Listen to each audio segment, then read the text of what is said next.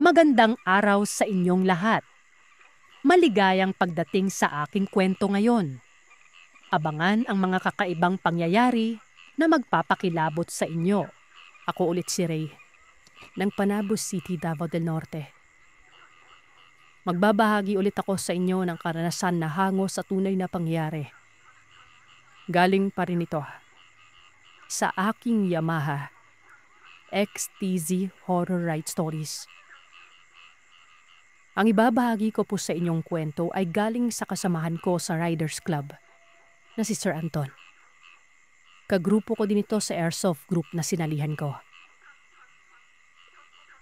Sa lahat na marahil na grupo na sinalihan ko noon, ay yung airsoft na marahil yung pinaka nag-enjoy ako. Less toxic kasi yung lahat ng miyembro at puro lang laro talaga at katuwaan. Isa naman itong si Sir Anton sa pinaka-founder ng grupo. Doon din kami madalas maglaro sa place nila. Meron kasing bakanting lote sa gilid ng bahay nila. Medyo magubat din yung party na yon.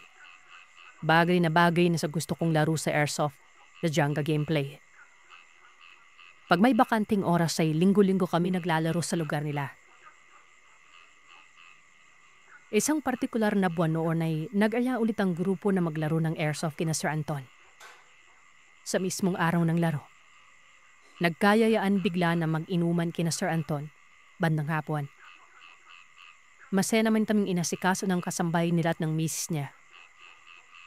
Nang mapasarap yung kwentuhan at inuman, biglang nag-aya si Sir Anton na pumunta kaming lahat sa parte ng bahay nila kung saan ay may kwarto na kung tawagin niya Man Cave.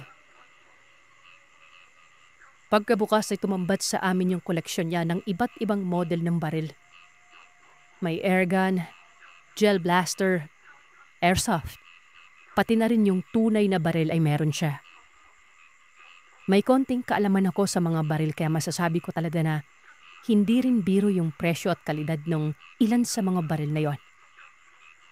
Hindi rin nakakapagtaka na kaya makapag-ipon at bumili ng galong kamamahal na baril itong ni Sir Anton. Gawa nang wala pa rin silang anak na mag-asawa. Kahit nasa higit 40 years old na sila, wala pa rin silang masyadong pinagkakagastosan. May biglang kinuha si Sir Anton mula doon sa mga nakadisplay. Isang baril yung pinakita niya sa amin. Yun nga ay ang Crossman 22-40 airgun. Espesyal daw para sa kanya yung baril na yon kasi may kasama itong kwento. Bali ito na nga yung ibabahagi ko sa inyo. Gaya ulit ng dati ay ibabahagi ko ito sa paraanga. Parang si Sir Anton, yung nagkikwento. Nangyari ang karanasan ko nang binata pa ako. Kakagraduate ko pa lamang noon ng high school. Summer noon. Pagkaganoong panahon ang ginagawa namin ng kapatid ko na si Joel. Bumibisita at nagbabakasyon sa iba naming kamag-anak. Yung plano nga namin ay doon kami itutuloy kina Tio Carding, kapatid ni Mama. Yun nga lang nung malapit na yung araw ng alis namin, ay biglang nagsabi itong si Joel na hindi na siya tutuloy. Sasama daw kasi ito sa outing ng iba niyang kaibigan sa Davao. Sa madaling sabi, ako na lamang yung pupunta kay Tio Carding noon. Buti na nga lang at pumayag naman sila Mama. Nagbili naman si Mama na mag-iingat daw ako. Sumunod ako palagi sa sinasabi ng Tio at Tiya ko. Huwag din daw ako maging pasaway. Paglapit ko naman kay Papa, nagpaalam ako na baka pwede kong hiramin yung isa sa mga airgun rifle na nakasabit doon sa may pader. Libangan din kasi namin ng mga pinsan ko kina Tio Carding na maghunting ng mga ibon sa bukid noon. Hindi pumayag si Papa. Baka daw masira ko pa yon at baka rin pwede ako mapagkamalang rebelde pag hawak-hawak ko yon. May bigla siyang kinuha mula sa bodega. Sabay bigay sa akin. Ito nga ay ang Crossman 22-40 airgun pistol. Yun na lamang daw yung dadalhin ko. Medyo sumimangot yung mukha ko noon. Ang liit-liit kasi nito. Pero napagtanto ko rin na okay na rin yon at least may pinahiram si Papa. Madali ko din madala yon sa iba't ibang lugar. Higit 4 na oras din yung biyahe ko patungo kina Tio Carding.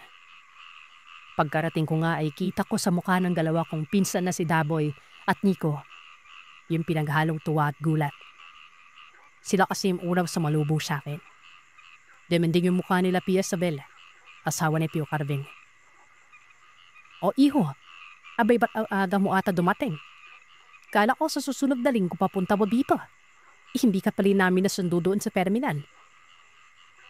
Manahoy Pia, hindi na ako nagsabi. Lano ka talagang surprisahin kayo. Pinaka kumusta nga pa na kayo ni Mama. Tsaka pilabibigay binita ni Mama. Yun binigay ko ay isang sobre na may lamang konting pera. Pambawi ba yung gawa ng hindi kami nakapunta sa birthday ni Tio Carding noong nakaraan. Ibibigay ko rin sa mga pinsan ko yung mga pasalubong kong chocolate, chichirya, at mga dumip. Kinahapunan nagkapay na rin sila ng manok tsaka pabo. Naitanong ko naman kung nasaan si Tio Carding. Sabi nila, baka daw gabihin pa yun sa uwi galing sa pamamasabi ng tricycle. Paano din po ng baranda itong si Tio?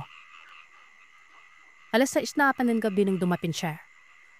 Gaya nung kanina, ay napuno po ng kumustahan yung unang kong araw doon kina Pio. Sa sumunod na mga araw, iba't ibang activities yung ginawa naming mampipinsan. Umakyat kami ng puno at kumuha ng mga prutas. Laligo din kami sa mga alapit na ilog at sapa. Langhuli na rin ang mga isda. Binisita din namin yung iba pa laming kababata na kalaro ko dati at nakipagkwentuhan. Naglaro kami ng basketball at volleyball. At minsan pa ay nakipag-inuman din. Sobrang close ko rin dito sa dalawa kong pinsan. Hindi rin nakapagtataka kasi hindi malayo yung agwat ng edad namin man. Alam mo pinsan, tamang-tama yung pagbisita mo dito sa lugar namin. Balita kasi na magkakaroon din ng opistahan din sa kabilang barangay. Kasi ang pista dun. Bigyan sabi ni Nico. Tama insan. Balita ko pala may pere eh. Might market at meron pa daw artistang dadapin. Alagang masaya yung fiesta. May naipon na lang kaming pera nitong si Nico para din sa fiesta eh. Upunta kami. Dalibag ni the boy. Mukhang masaya yun ah. Sige, punta tayo. Sagot ko. Lupang 4 na araw ko na kina Tio Carding. Bandang hapon. Kakatapos lamang ng malakas na ulan. Bigyan nag-utos si Isabel na dalim namin kay Tio Carding yung naiwan ng sombrero. Tsaka jacket. Kami ni Daboy yung lumakad doon. Ayaw kasing sumama ni Nico. Gamit namin ng service ay ang Japanese bike. Yung may basket sa manibela tapos may carrier sa likod. Una kaming pumunta sa barangay hall. Wala daw doon si Tio. Sinabi naman ng mga staff ng barangay na nasa palengke daw ito. Pagpunta nga namin palengke ay nakita namin si Tio Carding nakausap yung mga kasama niyang tricycle driver. Pagkatapos naming maibigay yung mga gamit niya, niyaya ko muna si The Boy na mamaya na muna kami uuwi. Namanood muna kami ng basketball din sa plaza at kumain din kami ng merienda. Maya-maya pa ay narinig namin na biglang kumulog ng malakas. Nagbabadya rin yung malakas na ulan. Sabi ni The Boy, may anam daw siyang daan para mabilis kaming makauwi ng bahay. Sa parpido ng Siki 12 kami dagahan. Hindi ako pamilyar sa pinitukoy na daan ni The Boy kaya nagpaubayan na namang ako dito. Paglagpas nga namin doon sa padugong parte bandang unahan lamang ng City 12 ay may makipot at madamong daanan. Tili-tili lamang ang andar namin. Maya-maya, napatigil kami gawa noon. Mahaba pala yung parting unahan mayon. Gibabaan na rin kami sa bike. No choice na nga kami kundi yumusong na lamang sa baha. Wala namang problema kasi nakabota naman kali pareho ni The Boy. Habang naglalakad, napapansin ko na may mga simentadong korting rectangle na nilulumot akong nakikita sa nilalakaran namin. Madami-dami yun. Hindi nga lang mapapansin ng una gawalal napatabunan ng mga damo. Pero may hinahara na ako kung ano ang malayan. Nakumpirma ko na yung hinala ko nung may mga mahabang damo akong hinawi. May nakita akong lapida. Ay pinsan, pambihira, bakit hindi mo sinabi na sementeryo na pala itong ginadaanan natin? Masyado po matalahib dito. Hindi ka ba nambibiri? Baka naglaho na yung katas ng bangkay dito sa bahar. Sabi ko, hindi ka naman nagtanong. Tsaka isa pa, mas madali pa yung makakauwi pag dito tayo dumaan. Matadas din namang hindi mo nadaganit itong sementeryo. Dirito, maligo ka na ng pagka-uwi natin sa bahay. Okay ba? Sabi Pierre. Paglagpas namin doon sa hilera ng mga puntod, bigla kaming nagdagulapan. May nakita kasi kaming grupo ng mga kabataan na wanang pamitaas na parang pinag-aawarin yung laman ng isang sako noon. Alam mo yung dapat pikil talaga sila sa ginagawa nila. Hindi talaga sila gumagalaw. Sinusundan lamang kami ng tingin ng mga ito. Ang kapansin-pansin pa ay may bahid ng pulang likido yung katawan nila na ani may parang mukha ng matadero na may kinakatay. Tenor na benor. May pagdududa na talaga ako sa punto na ron. Idisip ko pa nga na baka adi ka malay ito. Maya-maya ay tuluyan na nga kami nakaalis sa parpilayan. Inala may bigla-biglang bumuhos yung malakas na ulan. Labutan na kami. No choice na kami kung hindi magpaulan. Buti na walang napinbi ako nagtasakit pagkatapos nun. Sumunod na araw, yung activity namin na ginawa namin ay ang paghahunting doon sa bukid. Dala ni W. handmade airgun rifle niya, habang tirador naman yung dala ni Nico. Masaya ko namang pinakita dito sa dalawa kong pinsan yung cross-mantle and dito to 40 ko na airgun. Unang beses din na makakita ng denoy. Pinagyabang ko pa na ganin US yun kaya sobrang tibari. Pinasubok ko sa kanila, tuwang-tuwa sila. Lakahon di kami ng ligaw na manok sa bukid. Nung wala na kaning mahuli, lumipat kami sa palayan. Dito ay nakadari naman ako ng walda. Malapit nang maubos yung bana namin noon kaya pa siya kaming manghuli na namang ng mga panakambukid. Tigit alas 5 na ata ng hapon nung nagpasya kami na umuwi na. Dumaan ko na sa isang mataas na parapay ng daan. Nula doon ay kita namin yung tinutukoy ng mga pinsan ko na barangay na may magaganap na fiesta. May nakikita kami mga panamuti at may nagsiset up na rin ng Ferris wheel. Pagbaba naman namin ng burol, may nakita kami ng mga umpukan ng mga tao noon. Isang matanda na may mga benda sa muka.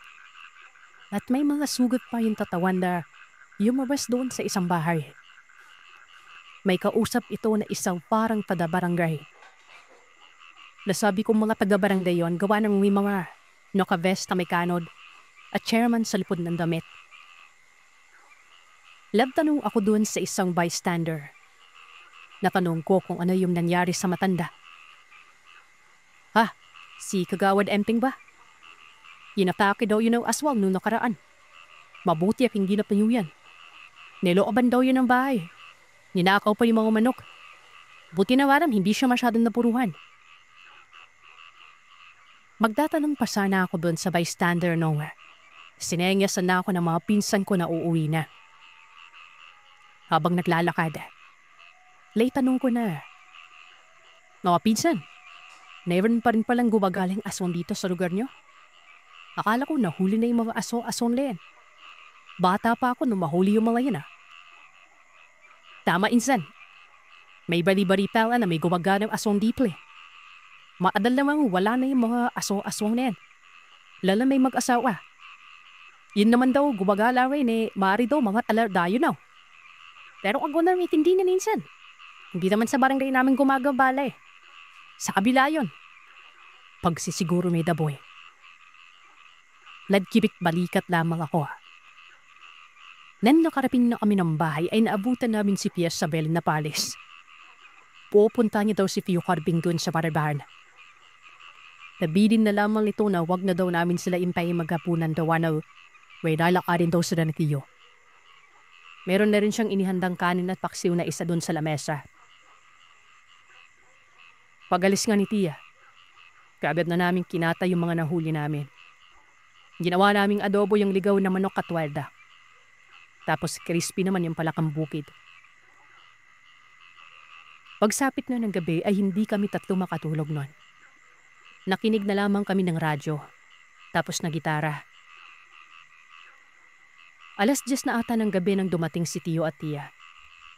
Napansin ko na bukod sa pasalubong na prutas ay may dala din si Tio na supot na yung laman, puro ritaso ng goma. Pinaganda rin namin sila ng makakain. Masaya naming pinatikim sa kanila yung mga niluto naming manok at walda. Galing pala sila sa lamay ng isa nilang kaibigan doon sa kabilang barangay. Ang balita daw, inatake ng aswang. Hindi naman daw ito nilapa. Yun nga lang ay nagkaroon umano ng malaking hiwa ito sa may parting tiyan. Laubusan daw ito ng dugo na siya naman itong ikinamatay. Delikado na talaga sa mga panahon ngayon. May naglilipanan na namang mga salot. Gamitin niyo itong mga goma. Isama niya sa pagsisika tuwing hapon. Maganda din tayo ng bawang tsaka asin at dagdagan na rin natin yun ng ilaw dito sa bahay. Kayo mga bata, mula ngayon pinagbabawalan ko na kayo na gumala lalo pag gabi Isa pa, wag na rin kayo pumunta dun sa piyesta sa kabilang barangay. Hindi natin alam kung kailan aatakin yung mga impactong yan. Mabuti na yung sigurado. Nagkakaintindihan ba tayo? Nagkatinginan muna kaming tatlo bago sabay-sabay na sumagot ng oo noon. Pagkapasok namin sa kwarto noon ay biniro ko yung mga pinsan ko ng o paano yan? Mukhang hindi na matutuloy yung pagpunta natin sa piyesta. Pinagbawalan tayo. Ang labo talaga nitong si tatay. Pumayag na siya nung nakaraan Tsaka hindi nga sa barangay namin gumagala yung aswang. Basta, nag-usap na kami ng mga kaklase ko at pupunta ako ng piyesta. Ano Miko? Sama ka ba? Tanong ni Daboy. Kuya talaga. Siyempre sasama ako. Ang saya kayo ng piyesta. Medyo naipit ako sa sitwasyon na yon. Ayaw kong pagalitan ni Tio pero ayaw ko ring sumama ang loob sa akin ng mga pinsan ko. Ang ginawa ko, nagsabi na lamang ako na titingnan ko na lamang kung makakasama ko sa mismong araw na yon. Gaya ng utos ni Tio, gabi-gabi ay nagsisiga kami sa palibot ng bahay. Sa harap, pati na rin sa likod. Siyempre may kasama din yung goma. May mga ekstrang ilaw na rin, lalo na doon sa harap ng bahay. Lumipas pa ang ilang mga araw, hanggang sa dumating na nga yung araw ng kapistahan sa kabilang barangay. Sakto naman at walang biyahe sa tricycle at wala ring duty sa tanod itong si Tio Carding. Naobserbahan ko ngang pagkaganon, ay maagang natutulog itong si Tio at Tia. Kinagabihan, nang masiguro nga natulog na sila, ay kagad na nagbihis yung magkapatid. Ayoko pa sanang sumama pero hindi kalaunan na kumbinsi rin ako na sumama ako noon. Doon kami sa likod dumaan. Siyempre gamit pa rin namin yung service namin noon, yung Japanese bike. Eto'y malupit. Hindi ko na masyadong maalala kung paano namin ginawa pero nagkasya kaming tatlo doon sa manipis na bisikleta. Partida, medyo may kalakihan pa ang katawan ng mga pinsan ko noon. Para hindi naman kami mapagod ay nagsasalitan kami sa pagmamaneho. At hindi nga nagtagal, narating din namin yung piyestahan. Sinubukan namin halos lahat ng rides. Kagaya ng Ferris wheel, octopus, merry-go-round. Pumasok din kami sa horror train. At yung babaeng gagamba doon talaga ako natakot. Katabi naman ng terya ay yung stage na naroroon ng sinabi nilang artista. Yung artista pala na tinutukoy ay sina Blackjack at Mystica. Doon naman kami nagpunta nung nagsawa na kami sa perya. In-enjoy na rin namin yung palabas noon. Hindi na namin tinapos yung show dahil mag-aalauna na pala ng madaling araw. Nagkikwentuhan kaming tatlo nun. Nang bigla na lang mula sa malayo, may nakita kaming mga grupo ng kabataan na tumatakbo sa kalsada. Mga walang pang-itaas. Patungo sa direksyon namin ito. Nang medyo malapit na ang mga ito, napansin namin, Sir Sat, na bira ba umaangil silang lahat. Pagkakita namin sa mukha nila, sobrang nabigla ako. Kulubot lahat yung mga mukha nila. Litaw na litaw yung mga mahahaba nilang pangil. Naglalagkit din yung mga katawan nila noon. Sa bilang ko, nasa 5 silang lahat. Hindi na kami nakaiwas sa bilis ng pangyayari. Biglaan na lamang kaming naitulak na mga nilalang na yon. Lahat kami napatumba sa gilid ng daan. Kasunod pala nila ay ang mga taong bayan na may dalang sulo, itak at mga matutulis na mga kawayan. Panay rin sigaw ang mga ito ng, "Habulin nyo! Dito dumaan yung aswang! Habulin nyo!" Dumaan din ang mga ito sa mismong harapan namin. Animoy parang hindi na kami napansin sa punto na yon. Walang ano-ano. Isang figura ng tao na galing din sa mga humahabol na taong bayan ang nakita namin na nakatayo sa tapat naming tatlo.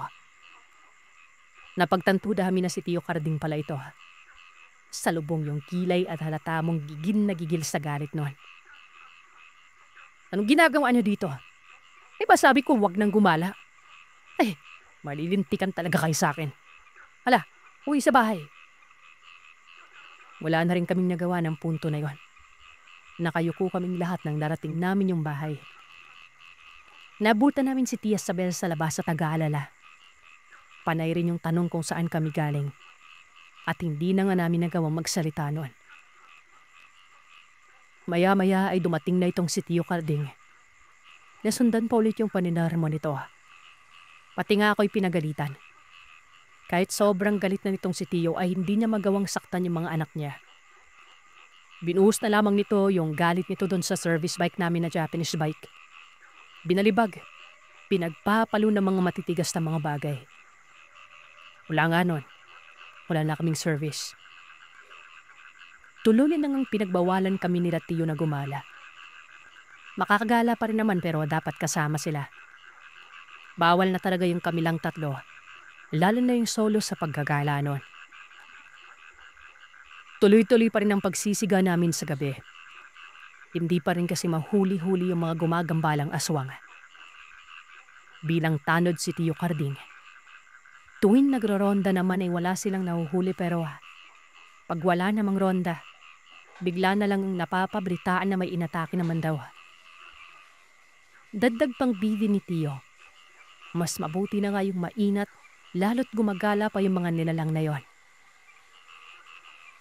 Lumipas ang ilang gabi hanggang merong biglang nangyari sa mismong bahay.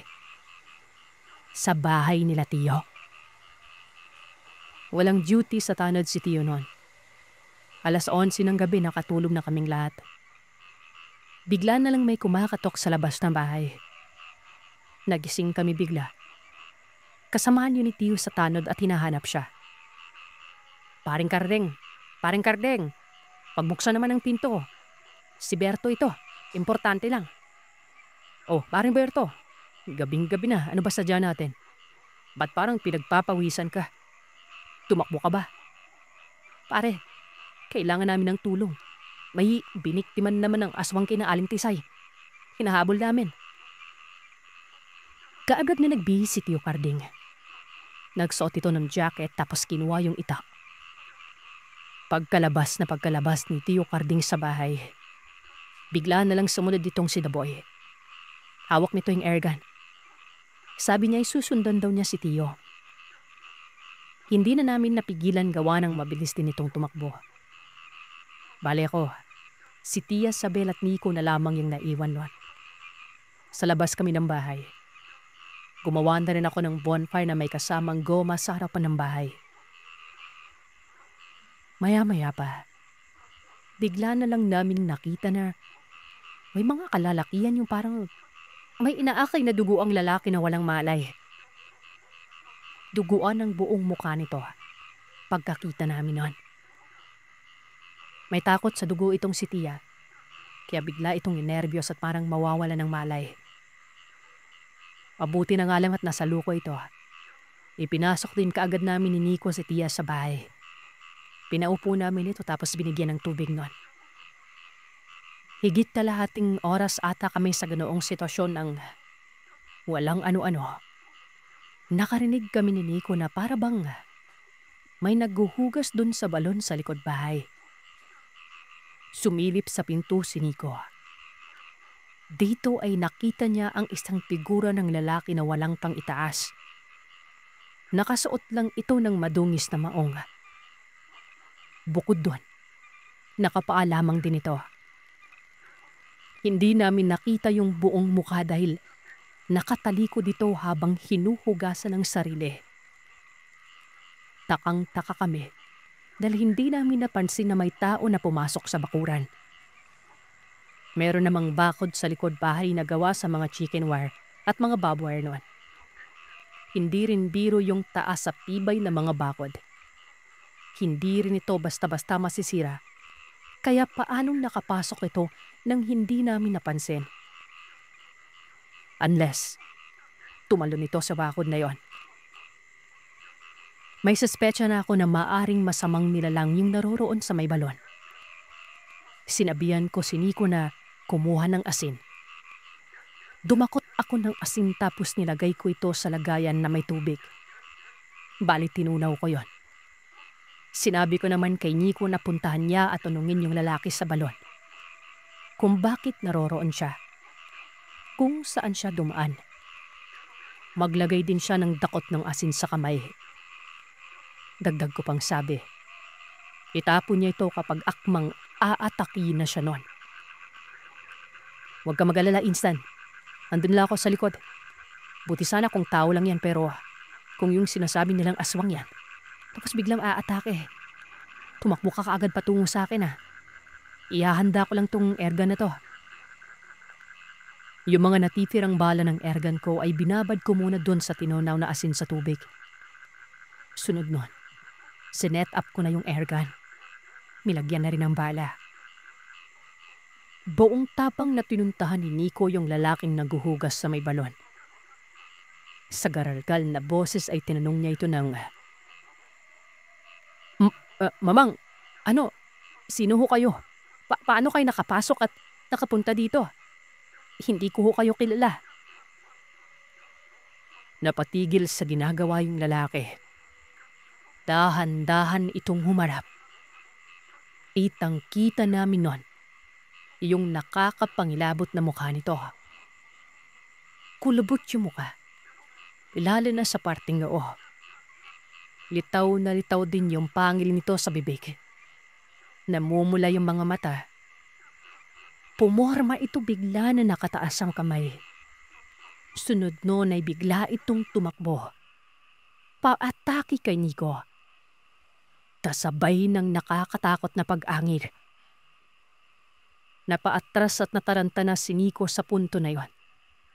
Hindi na nga nito nagawang maitapon doon sa nilalang yung dakot ng asin na nasa kamay niya. Ang hindi alam ng nilalaw, kanina ko pa tinututok sa kanya yung crossman. Sumigaw ako kay Nico ng yukunon. Kasunod ay pinaputukan ko na yung nilalaw. Natamaan ko siya sa mukha. Partikular dun sa may kaliwang mata. Sigurado akong mata yung natamaan ko gawa naman. Hawak-hawak ito ng nilalang habang naglulupasay at napahiga sa sobrang sakit. Alam kong masakit yon. Nilubog ko nga yung bala sa tinunaw na asin, di ba? Hindi ba ako nakontento? Paulit-ulit ko pang pinaputukan yung nilalang habang nakahiga ito. Humihiyaw na may kasama itong ungol. Nakakapangilabot pakinggan yung ungol na yon. Walang ano-ano. Bigla itong tumayo. Tumakbo. Sabay talon dun sa puno ng santol. Sobrang taas yung pagtalon na umabot pa dun sa isang malaking sanga. Kahit ganoon, Patuloy ko pa rin itong pinaputukan. Si Nico naman at si Tia Isabel na may uliratla. Panay naman yung sigaw sa labas ng bahay na humihingi ng tulong. Maya-maya ay narinig ko na paparating na yung mga taong bayan. Kasama si Tio at Laboy. Patakbong pinuntahan ako ni Taboy. Mula doon ay sabay na naming pinaputukan yung nilalang gamit ang erga namin. Hindi ko na alam o mabilang kung ilang beses namin yung naputukan. Basta ang alam ko, maraming tumama dito. Pero maswerte pa rin talaga yung nilalang Sarsat. Nagawa pa rin itong makatalon doon sa kabilang puno. Nagpatihulog. Lumagpas ng bakod at tumakbong paika-ika patungo dun sa madilim na parte ng kakahuyan sa likod bahay. Marami naman dun sa mga taong bayan sinundan yung nilalang. Dumating na rin yung mas maraming tao sa bahay ni Tio Carding. Isa bigla dun sa taong bayan yung nagsabi na maaari daw yung naengkwentro naming aswang ay yung ding umatake dun sa isang kubo sa hindi kalayuan. Nag-iisa lamang daw kasi yung kubo sa parte na yon. Walang kapitbahay. Merong bagong panganak tapos may bedridden pa yung bahay na ito. Buti na lang, maagap yung mister ng bagong panganak. Nahuli niya umano yung aswang habang akma itong pumapasok doon sa bintana. Lawakan niya yung kamay nito. Tapos binuhos sa kanya yung buong lagay ng asin. Nagpupumiglas daw ito hanggang makatakas nga. Maaari umano na baka andun yon sa may balon para hugasan yung mga natitirang asin sa katawan niya. Bumalik din hindi kalaunan yung humahabol dun sa nilalang. Hindi na daw nila yung naabutan at nawala sa dilim. Para bang bigla na lang akong naging bida sa sataling yon. Bilib na bilib ang lahat. Lalo na't hindi ako natakot sa paglaban doon. Panay naman yung tanong kung paano ko nagawa yon. Pinakita ko rin sa kanila yung armas na ginamit na crossman ko. May iba pa nga sa kanila na gustong bilhin yan sa akin pero syempre, sinabi ko na hindi ko naman yan pinagbibili. Napakasarap talaga pakinggan pag nakakarinig ka ng mga magagandang mga papuri mula sa ibang tao, diba? Lumipas sa mga araw, bawat gabi, patuloy pa rin yung paghahanap dun sa grupo ng aswang. Mas lalo ata silang naging mas mainat dahil hindi gabi-gabi yung pangbibiktima nila. Dumating yung panahon na kailangan ko na rin bumalik sa bahay. Baon-baon ko yung isang karanasan na hindi ko malilimutan. Siguro, kung hindi ko tinanggap yung crossman erga na binigay ni tatay, maaring mabiktima ako o kami ng mga aswang sa punto na yon. Nung una, ayoko pang tanggapin yon. Pero kung wala yon, hindi ko mapoprotektahan ng sarili at wala ako marahil maikikwentong katatakutan sa channel na ito. Ako po si Fernan. 2018 ay nag-aaral na ako sa kolehiyo. Magkakaibang paralan nga po pala kaming tatlo. Noong unang taon pa namin ay hinahatid sundo pa kami ni Andres pero iba-iba na kasi mga schedule namin kaya binilhan po kami ni Lindon ng motor ni Mrs. Dulce. At yung sasakyan ay si Andres ang gumagamit. Ako lang po yata yung normal sa aming tatlo. Opo, mga abnormal po ang tingin ko sa kanila. Barkada kasi ang isang manggagamot at isa naman ay aswang. Ako ang pinaka-normal na tao. May mga ibang tao naman kaming kaibigan pero yung iba ay pinili na hindi na sila mag-aral kasi kontenta na sila sa buhay asyenda. At kami lamang tatlo ang gustong mag-college nun. Sa totoo lang, pinilit lang kami ni Andres para may kasama siya. Hindi naman kami nagsisi sa desisyon namin. Mabalik tayo sa kwento. Taong 2018, engineering po ang kinuha ko. Pangarap ko kasi nasuklian ng mga dulce at ako na mismo yung mag-aayos ng mga bahay namin sa loob ng asyenda. Isang partikular na araw noon, may bago kaming kaklase. Babae po ito. Doon sa amin ay minsan ka lamang makakakita ng isang babae sa engineering department. Minsan pa ay yung mga lalaki kong gumalaw pero itong babaeng ito, iba. Ibang-iba sa mga kaklase kong babae. Babaeng babae po talaga siya, Sir Seth. Nabi-makeup pa ito.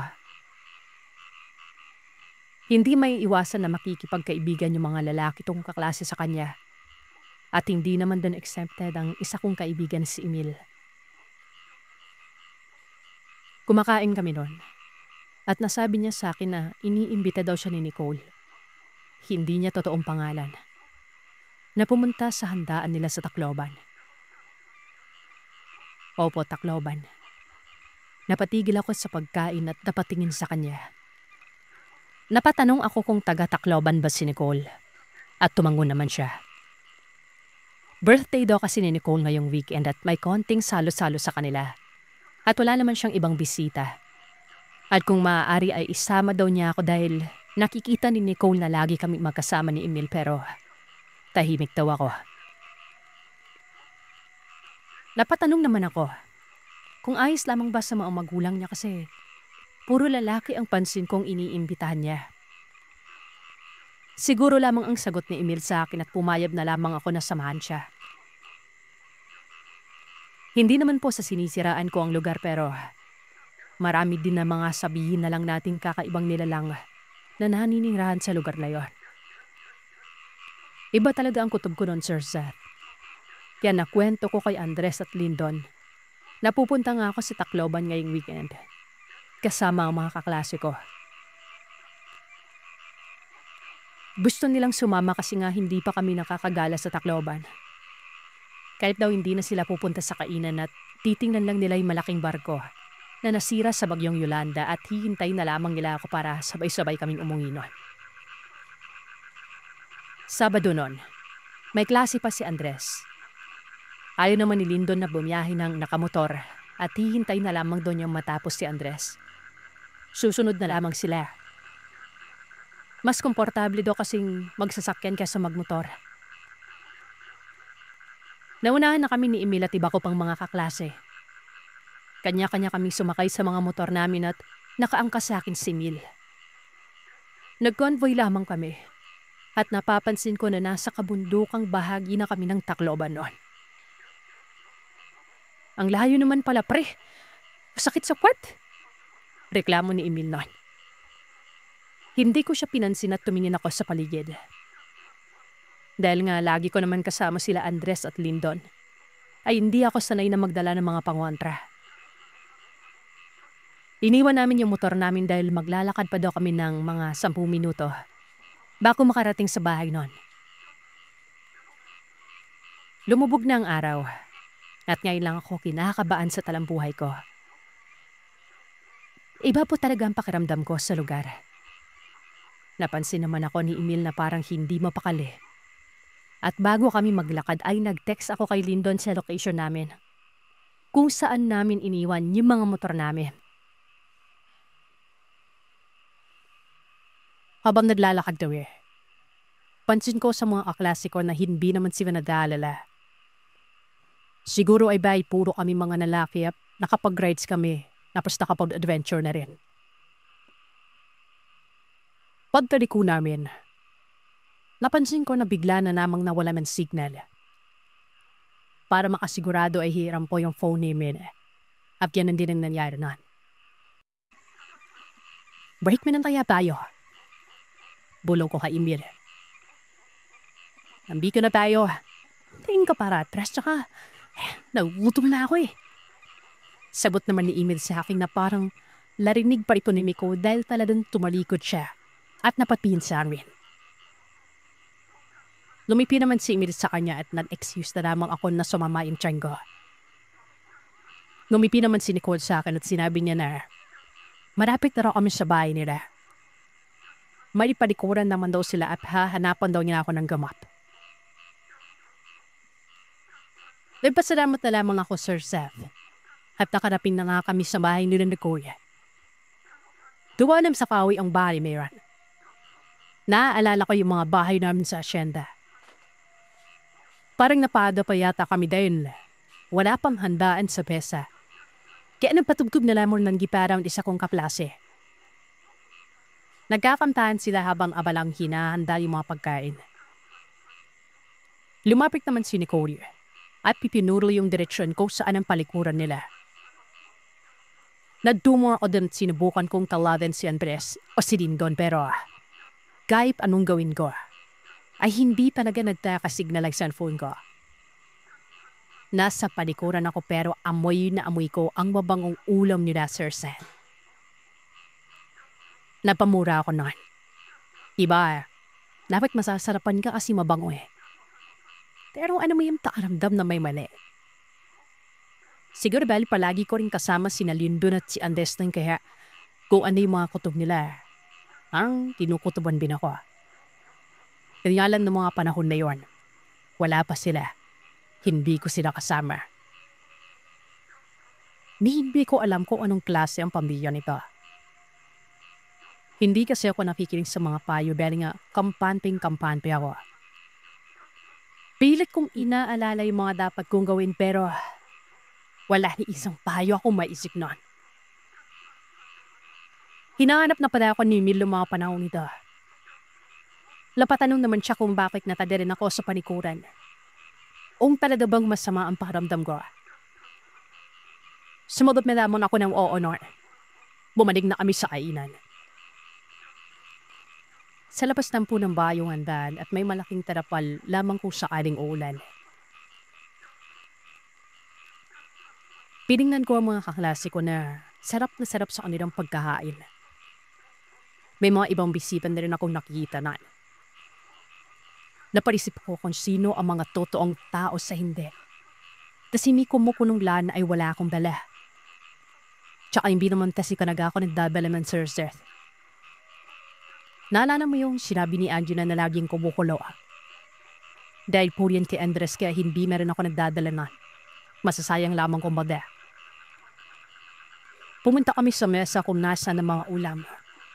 May humba, taldereta, adobo, minudo. Meron ding baka. Mapapaisip ka. Dahil kung titingnan mo sa estado ng buhay ang pamilya nila Nicole, hindi naman po sila talagang masasabing mayaman. Tadaya namin nagawa pa sa awi ang bahay pero dahil pa nila ang nagpakipiring. Judgmental o, pero yun yung naiisip ko sa mga panahon yan. Dahil nga hindi ako sigurado kung anong ulam ang kukunin. Napatingin ako sa cake na binili ni Emil. Kinapanan ko ang mukha ko at sinabi ko kay Nicole na kung pwede ay yung cake na lamang ang kakainin ko.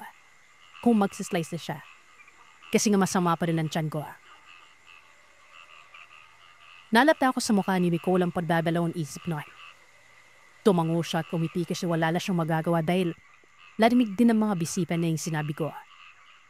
Kaya inabot niya sa akin ng kutsilyo at parang ako pa rin nabibirthday dahil ako po yung unang nag-slice doon.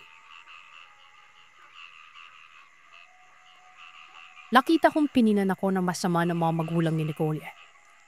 Kasi wala naman talagang respeto yung ginawa ko. Tsaka hindi naman ako bata para kailangan pang intindihin, di ba? Buwalik na ako sa mesa kung saan yung mga kaklase ko. Naparimnoklaway na lamang ako. Dahil napakabango at ang sarap tingnan ng mga ulam na kinukuha nila. Naparisok na ako na kung kafarin ako ay landiyan naman ang mga magulang ni Lindon para dabutin ako kung sakali man.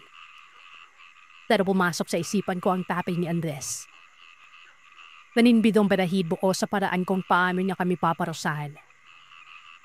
Kung hindi kasi lahat pigo ay baka idabel ako sa sako at papausukan. Hindi kasi kasali sa napagkasunduan yung mga ganitong galaan kapalit sa pagpapaaral sa amin ni Mrs. Dulce. Kaya kinaring ko na lamang yung cake na nasa harapan ko. Napapansin ko yung mga parihim na pingin sa akin ng mga magulang. At siguro ay mga pinsang yan ni Nicole. May inina din naman na alap ang tatay ni Nicole sa mesa namin. Bari na po yan. At ako po talaga ang unang bibigyan ng tatay. Agad akong tumanggi at sinabi ko na nagmumotor ako. At sumagot naman siya na pwede naman kaming matulog sa kanila. Dahil nga weekend, dapat ay uuwi kami ng asyenda nun at babalik naman ng Lunes na umaga. Nadamit kong palisot yung pasok ni Andres sa Flindon para gumala lang yung Sabado. Yang ginawa ko ay binigay ko kay Emil yung baso kasi aangkas lang naman siya. Ay kung sakali mo na makapunta si Andres sa Flindon, dito ay may sasakyan naman. Uriling ulit ako. Naglasan na lamang ako na hindi kasi ako ng paanan kaya uuwi talaga ako noon. Hindi na niya ako pinilit uminom. At natuwa naman siya dahil uminom may mga ibang kaklase ko habang kumakain. Napatingin ako sa cellphone ko. 10:00 ng gabi. Nagmumura na ako sa isip ko kung bakit napakabilis ng oras dahil hapon pa kasi nung nakaraping kami at kumakain lang habang may konting inuman. Paano naging 10:00 agad yung oras, di ba? At wala pa rin si Andres sa Flindon. May bisita ka pa ba, Nicole? Waray po ang ginamit na lengguwahe ng tatay ni Nicole dyan. May iintindihan ko ito pero hindi ako marunong magsalita. Kasi may mga klase yun ako mga waray. Umirin naman si Nicole at napatingin ako sa likuran. Nandun na sila Andres sa Flindon. Nag-uusap ng kung ano-ano na parang wala lang. Na parang hindi sila dumaan doon sa damuhan at sa parpe na kung lili ko na ay biglang mawawala yung signal. Tumango naman ako noon at sinabi ko ng mga sundo ko sila. Nagkapipigan naman sila Andres at ang tatay ni Nicole. Pati si Nicole ay napapipig din kay Andres. Napabulong naman ako na, Andres, patay ka kay Angela. Padalukso po yan. Mga 3 o 5 segundong pipigan siguro yon. At ang unang tanong na pabulong ni Andres sa akin ay, ano yung kinain ko? Hindi niya pinansin yung panunukso ko kasi parang naging source po yun sa kanya. Bago pa ako makasagot ay inimbitahan nila yung mga kaibigan ko. At may mga upuan na rin sila nakabilang doon sa mga kaklase ko. Pinakilala ko sila sa mga kaklase ko at imbis na sila Andres at Lindo na kukuha ng mga pagkain nila, ay yung nanay paparada ni Nicole ang naglapag ng iba't ibang ulam sa mesa namin. Napaubo naman si Lindon sa tabi ko habang ngumipi si Andres pabalik at nagpasalamat nun. Hindi sila kumain, Sir Seth. Busog pa daw sila dahil namasyari nga sila at dumaan sila din sa malaking barko na naging tourist pack pa yata sa Tacloban nun. Sila bigyan ni Andres na siya yung magdadrive at nagdala siya lang sa sakyan kaya hindi siya makakainom. Minura naman ako ng pabulong ni Lingon. Hindi ko ba daw dala yung kwintas na bigay niya? Umiling ako at napuno ng mura yung tenga ko. Alam nila na matani kong kaibigan si Emir kaya may mga pinalit at kinuhang ulam si Lindon sa harapan niya. Nabdaka naman si Ingrid at muntikan pa sila mag-away, Sir Seth, dahil nga nakaihumay itong kaibigan ka. Sino ba naman ang taong nakainom na ang matutuwa na kinuha yung ulam mo habang kumakain ka, di ba? Ako na inabsorry noon at hindi mo rin nagpaliwanag si Lindon. Mas lalong sumama ang mga tingin ng mga magulang ni Nicole sa aming 3 pero itong 2 kong kaibigan. Kalumabilabang habang inuubos yung cake sa plato ko na para mo jowa. Palo kasi kahit yung pinidor ko ay nag-share kaming 3 na. Nilokyan ko po talaga yung slicer kasi nga ito lang yung kinakain ko. Pabuti na lamang at may tubig akong dala na para sa akin daw. 12:00 na nang sinabi ni Andres na uuwi na kami at malayo pa yung uuwian namin. Hindi na kami pilit na mamagulang ni Nicole na doon naman palipas ng gabi. Tagayo nung ginawa ng tatay niya.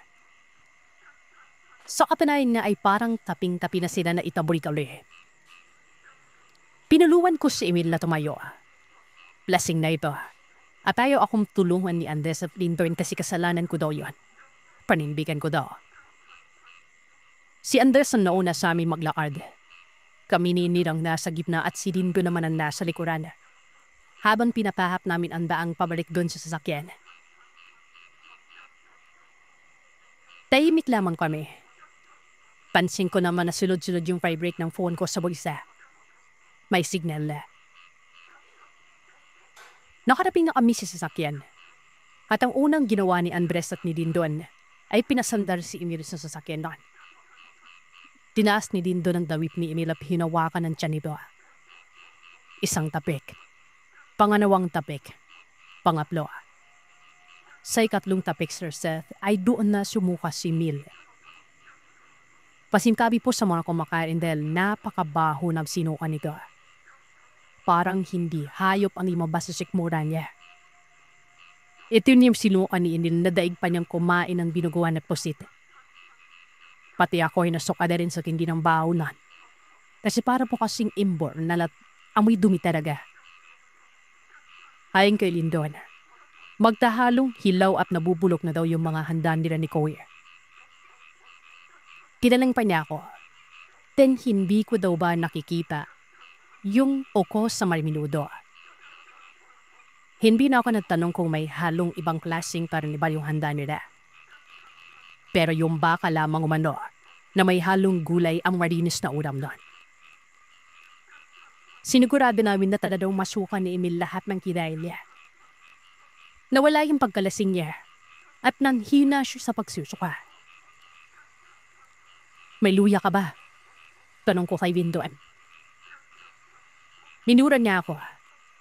Bakit ba siya magdadala ng luya may mga kwintas naman kami para malaman ko ano ang kakainin sa hindi. At para hindi kami nabubulab sa gaan. Tingalang ay nakalimutan kong suotin nun. Lamis lamang daw na ginagamit ni Andres ang bela-belanga at lamis na ginagamit niya para hindi siya maalata na isa siyang manggadamot. Ayaw din kasi ni Andres na makalanghap ng amoy ng mga buntis at mga bata. Pati na rin mga matatanda kasi mas nabibis niya si Angie na. Magkakapareho daw sa amoy. Naba mo. Mabuti na lamang at merong candy sa may sasakyan. At yun yung sinaksak namin sa bibig ni Inir para hindi mangamoy. Pinahiga namin si Inir sa likuran ng sasakyan. Si Lindon na ang nagdadrive at si Andres yung gumamit sa motor ko. Nasa likuran namin siya. Maka daw kasi masundan pa kami at nabuti na yung siyang nasa likuran. Pumipipa naman kami sa lahat ng palikodi kong daan. Nagmumura naman ako kasi parang nahihilo ako sa daan nun. Mas nararamdaman ko kasi yung pagliko ng sasakyan kesa sa motor yung damit tsaka masarap-sarap pa namin pag nagmumotor pa. Hindi kami salay sa aircon at hindi rin papayad si Andres na buksan namin yung bintana. Baka daw may kung ano-ano o sino-sino ang sasama sa amin sa daan pa uwi. Alas 2 na ng madaling araw nang makarating kami sa bahay ng mga dulce. Doon na din namin pinatulog si Inil para makapagpahinay ito. May pinainom muna si Gindam kay Inil na.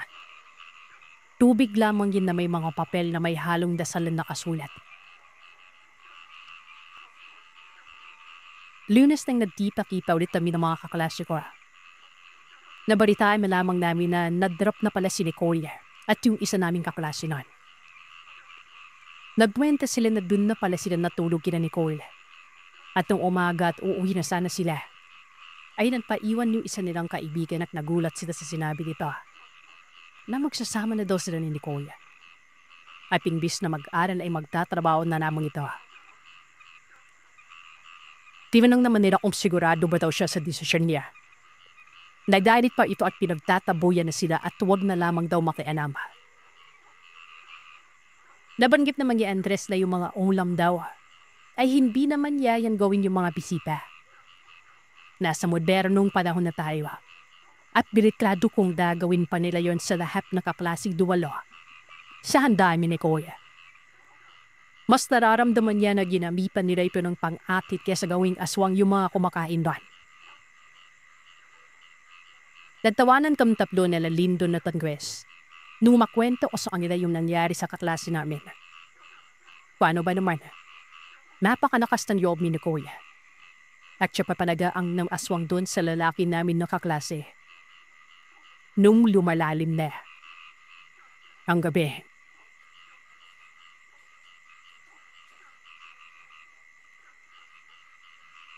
Madako naman tayo sa karanasan ni Lindon. Mapapanang araw, Sir Seth. Pagpasensyaan po ninyo at kami na naman po ito. Salamat na rin kung mapipili ninyo ang kwento namin. Ako po si Rindon. May lahi kaling manggagamot. Hindi ko alam kung nagagawa po ba ito ng lahat pero nakikita ko yung parang kondisyon ng mga tao o yung aura nila kumbaga. Nalalaman ko kung may masamang balak yung isang tao o kung totoo po ba yung pakikitungo sa akin. Pinagsabihan ako ng aking ama, lawag na wag makikialam sa mga ginagawa o gawain ng ibang tao hanggang hindi sila yung unang humihingi ng tulong sa amin. Hindi ko alam kung parang batas ba yan sa pamilya namin kasi hindi ko naman nakikita si nanay at si tatay na nanggagamot maliban sa mga dulce. Pero nakwento din sa akin ng aking ama na hihina kami, Sir Seth, kung gagamot kami ng iba. Yung mga gabay na sinatulong sa amin ay maninirahan din sa siyan ng mga dulce. Dahil nga sa inaaladaan at pinoprotekta ng mga dulce ng mga tahanan nila, ay nangako din sila natutulungan nila ang mga dulce sa panahon ng pangangailangan sa pamamagitan namin. Kaya po manggagamot kami na walang dugo ng mga dulce. Yung lakas namin ang mga gamit namin at limitado lamang ang ibibigay ng mga gabay namin. Kaya gusto ko mang manggamot. Ay pinili ko na lamang na umiwas at huwag pansinin yung mga nakikita ko. Unless, kinakailangan na talaga. Dahil nga kurinary ang kinuha kong kurso, ay natuwa naman ang lahat nanay. Siya kasi nagtuturo sa akin ng mga langis na mga katulong o makapagpapadaling ng mga hindi pangkaraniwang sakit. At gusto ko ipong idaan sa pagkain. Kagaya man lamang ng kung may mga nababati. Hindi ko alam kung ang kuyat ba ay nababati o nauusop sa Tagalog. Sa amin kasi, buyag yun. O nabuyagan. Buti na lang hindi ako nagkamali ng pagtrunaw sa mga aliryo. Magagawa din yan sa mga taong may ipinabila, Sir Seth. Pag sinabi po na may ipinabila, ay mangyayari yung kabaliktaran na more sinasabi nila. Kagaya malamang dun sa nangyari sa mga pananim ko sa bakuran nila Mrs. Luise.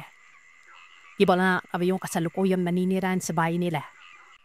May kapitbahay po kami na mayaman din naman yung babro at tulong nila ay nangihingi ng balunggay sa amin. Naimanungday naman po sa labas ng bahay, Sir Seth, pero papingin-pingin pera siya sa malunggay na nasa loob ng garden namin. Tambo ka sa inyong kamunggay daw. Sambit ng babae na nasa labas na ang ibig sabihin ay matabang daw yung manungday namin. Lulipi naman ako at nagpasalamat. Nagbipas pa ako ng manungday at pinigay ko sa kanya. Napamura na lamang ako kinabukasan dahil yung pananim kong manunggay. Namatay ito at punong-puno ng uod. Napaisip ako na imbis pa na puwera buyag, yung sasabihin ko. Ay, nagpasalamat nga pa na ako na. Panana, patay na yung manunggay ko. Pero hindi po manamgoy yung title ng kwento ko, Sir Seth. Ang gusto ko lamang ay yung maipariwanag na kahit pa mabuti o maganda yung pagkakasabi ng isang tao, ay meron pa rin may mga maipin na bida. Hindi rin nakaligtas yung kaibigan namin dito. Siya po yung sender ng mga kwento namin na kapitbahay lamang ng mga dulce. Kaibigan ni Angela. At syempre, kaibigan na rin namin kasi naging kalaro din namin siya ng mga bata pa kami. Lalo na kung bibisita kami sa bahay na ito. Tabdawi ni Angela. Maganda siya, maputi, mabait, at mayaman din. Pag nalaping purihin, alam ko kasing babasahin niya ito at mas lalaki ang ulo niya. Tawagin na lamang natin siya sa pangalang Anne. Isang umaga, naglalaro kaming apat ng badminton sa labas ng bahay. Umuwi kasi siya pag-summer at hindi kagaya ni Angela na minsan lang talaga umuwi na. Napadaan yung bagong at tulong na na-mention ko kanina na tawagin na lamang natin na Alice. Naka-gymwear pa si Angela kasi nga mahilig naman siya mag-exercise. Yung treadmill at squats yung ginagawa niya at nasa balcony lamang nila. Kaya nakikipan namin siya. Dahil nga hindi pa naman masakit yung sikat ng araw ay maglalaro kami sa labas ng bahay ng mga burisinan. Napatigil kami sa paglalaro nang may narinig kaming isang boses. Boses ni Nanay Aris yan. Dahil nga mas nakakatanda naman siya ay nagmano kaming lahat. Bago siya umalis, pinuri niya si Al. Napakaganda naman ang mano ng katawan nito. Tsaka ang ganda ng pagkakapulit sa dulo ng buhok ni Ann. Hurry, ulap. Noong mga bata pa kami ay boyish naman ikaw si Ann. Nabulat na lamang kami na nagdadamit babae na siya habang tumatanda o nagdadalaga. Kaya lagi namin talk show sa kanya ay, babae ka pala. Diba, sa wifi nagpatuli babe? Kaya ding pukso namin sa kanya kung may magtatangkang manligaw at sa harap pa yun mismo ng manligaw niya. Dahil na sanaanan ko yung kawawa kong manaway, ay ako na yung nagsabi na kwera buyab na Aris. Nginipi naman ako bago umalis. Lagi ko siyang sinasabihan na magsabi ng buyab kung may pupuri sa kanya pero na hindi naman siya naniniwala sa mga sinasabi ko kasi may doktor sa pamilya nila. Lahat may scientific explanation kumbaga. Minsan talaga ay mahirap nakipagbibapis sa matalino kaya nga nag-culinary na lamang ako para hindi sumasakit yung ulo ko. Isang gabi, may bispo dito sa barangay namin na nag-sponsor daw yung mga magulang ni Ann. Diyaya naman kami Ann kasi daw may free passing table na siya sa loob at wala siyang ibang kasama kaya kami nalawa. Kami pa naging last choice mo. Pabiro naman po sinabi ni Andres nun. Tumawa naman si Ann ron. At nagpalisat pa na siyempre kasi mga special friends ni daw kami. Alam niya yung mga sekreto namin, sir. Kumayag ko ni. Naglasingap ng sayawan kaming apat hanggang sa nasingap na katulog na kami sa bahay ni Ann. Nung hinavid namin siya at sa sala na kaming lahat natulog na. Nakasalubong namin si Nay Avis noon at pinuri niya para gawadit si Ann. Hindi namin siya napansin kasi lakainom na kami. Maganon, mga mukhang may hangover pa kaming lahat. Kumain kami sa hardinera at napansin ko na napadaan na naman si Nay Avis. Diaya naman namin siya nemot almusal at tumanggi naman ito. Napatanong siya kung ayos ng gabas yan. Kasi hindi ba niya ipinakikitang nag-exercise sa balcony ng kwarto niya. Napaisip naman ako na papipada siya ay pinagmamasdan si Ann. Kung hindi naman siya babae ay napaisip na ako kung manyak ba siya o ano. Nasabi naman niya na natutuwa namang daw siya kay Ann. Kasi mas gusto nyo lang mag-exercise kumpara doon sa alaga nila. Gadgets lagi yung inaatupag. Isang araw, dalawang araw at hindi na namin tinaabot ng 3 araw. Bibisita na namin si Ann sa bahay nila kasi hindi talaga po normal na hindi siya lalabas ng bahay. Yung mukha lang yung may nasa bahay ng mga doy si Raddy at kinukulit akong ipabiluto siya. Labas-pasok ng abis sa bahay nila. At aminado ako na ang laki ng tiwala ng mga magulang niya sa amin kasi magkakababata kami. Nakaida lamang si Ann sa kama niya. Wala siyang sakit pero sumasama daw yung pakiramdam niya sa bandang ulo. Mabango yung kwarto niya. Ibang klase yung bangunan. Yung bulaklak na parang sa patay. Pinanong ko siya kung ano ang nangyari at wala naman ano. Nadising na lamang ito na masakit yung ulo niya. Sinarado ko yung bintana at binuksan ko na ng ilaw. Hindi ako kaldaya ng aking mga magulang na madaling sa panggagamat. Aminado ako doon. Tiningnan ko yung ulo niya at may napapansin akong may maliit na butrig doon. May cream na po ito at halatang ginagamot na ng pamilya niya. Lumipas sa mga araw at dumala yung mga butrig sa ulo nito. Magnanana na ito at may mga dugo-dugo sa unan ni Ann. Umiyak siya sa amin at sinabihan daw siya ng taping niya na ipaputol yung buhok niya. Kakalbuin siya kumbaga. Ayaw na niyang umuwi kasi daw baka putulin ang buhok niya. Wala siyang sakit, Sir Seth. Para bing yung ulo lamang niya na yun ang may problema. Tinanong ko siya kung naniniwala ba siya sa akin o sa kakalahan ko. Pumiling naman ito. Nagalit ako kasi bakit sa address, naniniwala siya hindi sa akin. Alam ng mami niya na dito sa bahay ng mga dulce.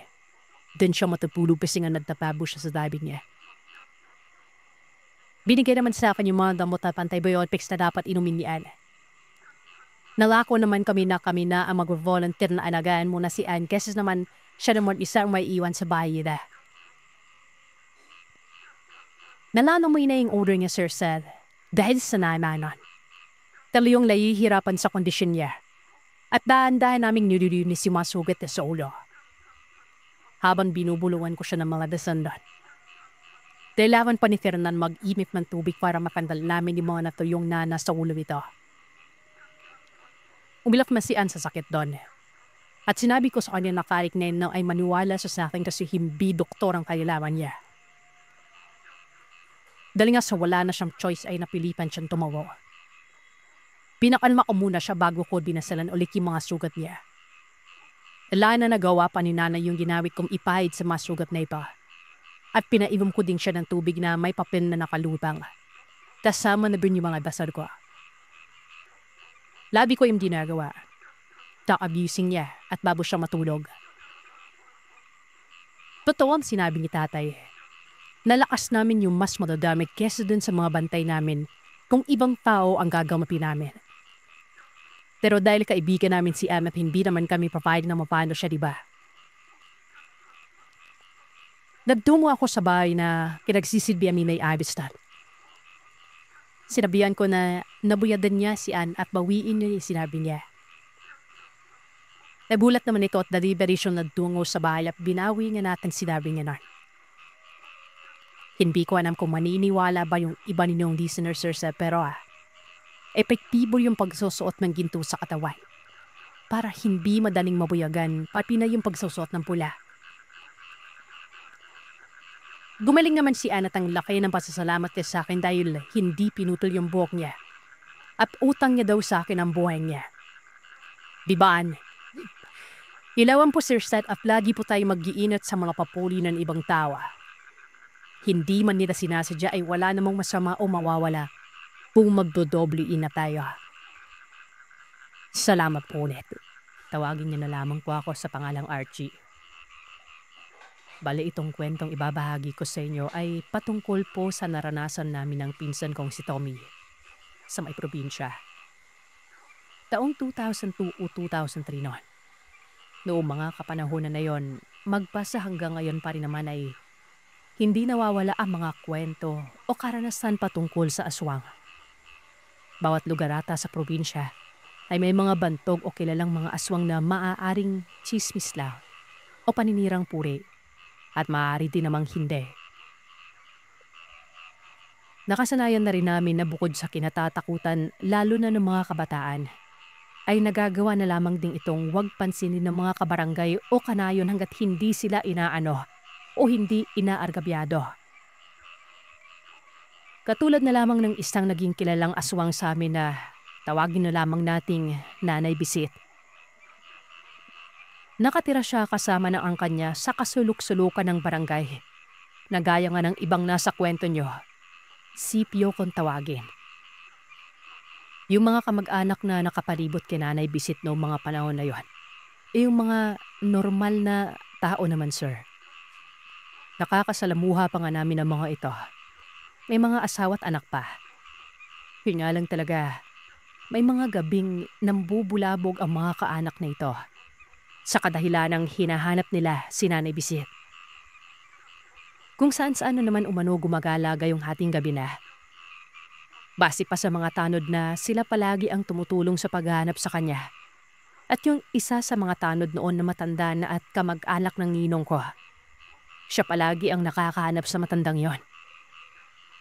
Kapag daw kasing biglang lagi iba ang samyo ng hangin, kumbaga mangangamoy toyo o daing kahit na wala namang nagluluto sa lugar ng ganong oras, susundan niya yung amoy na yon.